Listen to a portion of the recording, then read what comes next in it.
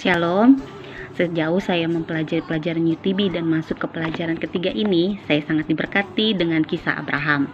Seperti yang kita semua tahu, Abraham adalah orang yang sangat taat dan setia kepada Tuhan. Karena itu dia disebut sebagai bapa orang beriman. Tuhan juga menjanjikan Abraham akan menjadi bangsa yang besar dan akan sangat diberkati.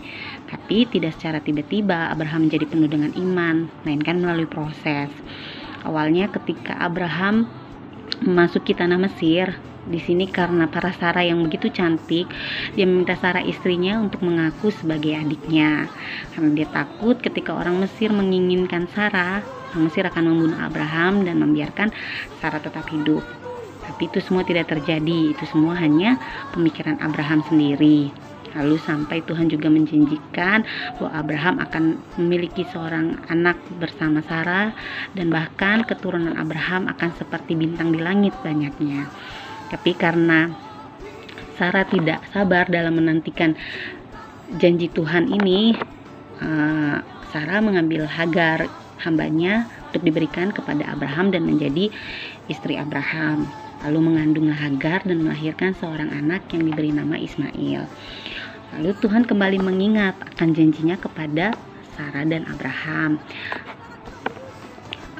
Tapi di sini Sarah gak percaya, dia tertawa mendengar perkataan Tuhan, karena menurut dia bagaimana mungkin di saat dia sudah tua, dia sudah mati haid, begitu juga dengan Abraham, dia bisa mengandung.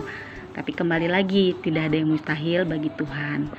Akhirnya mengandunglah Sarah dan melahirkan seorang anak yang diberi nama Ishak. Inilah anak perjanjian antara Tuhan dan Abraham. Lalu kembali lagi, kesetiaan Abraham diuji. Tuhan meminta Ishak anaknya yang tunggal untuk dijadikan sebagai korban bakaran. Lalu tanpa bertanya kepada Tuhan kenapa harus Ishak, kenapa harus anaknya yang tunggal, Abraham tidak bertanya sama sekali kepada Tuhan, tapi dia mengikuti setiap perintah Tuhan, dari mulai menyiapkan kayu, api, sampai dia mendirikan mezbah untuk mempersiapkan Ishak menjadi korban bakaran.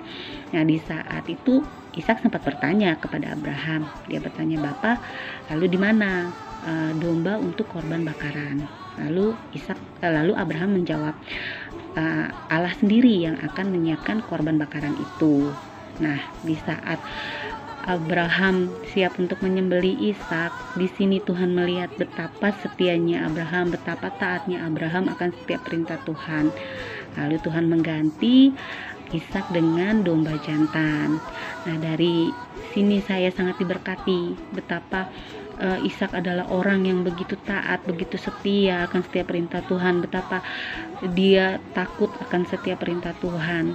Dari kisah Ishak juga saya mengingat akan Tuhan Yesus waktu di kayu salib, di mana dia sebagai anak domba Allah rela mengorbankan nyawanya di kayu salib untuk menebus setiap dosa-dosa kita. Terima kasih, ini dari saya. Tuhan Yesus memberkati.